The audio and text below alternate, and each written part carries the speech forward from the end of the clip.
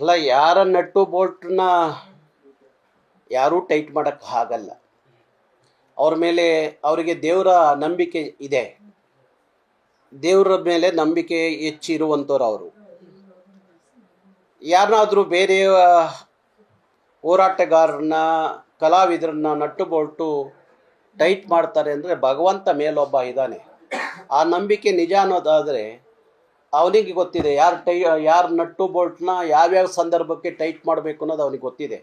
ಹಾಗಾಗಿ ಇರ್ಬೋದು, ನನಗೂ ಕೋಪ ಇದೆ, ಚಲನಚಿತ್ರ ನಟ ನಟಿಯರ ಮೇಲೆ ನನಗೂ ಕೋಪ ಇದೆ.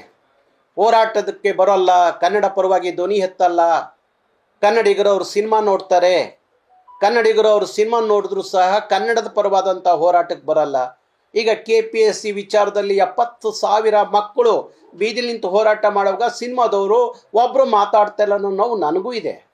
ಆದರೆ ಅದಲ್ಲ ಪರಿಹಾರ, ನಟ್ಟು ಬೋಲ್ಟ್ ಅಲ್ಲ ಪರಿಹಾರ. ಅವ್ರನ್ನ ಪ್ರೀತಿಯಿಂದ ಬರಮಾಡಿಕೊಳ್ಳುವಂಥದ್ದು ಭಾರಿ ಮುಖ್ಯ ಅಂತೇಳಿ ನಾನು ಅಂದ್ಕೊಂಡಿದ್ದೀನಿ.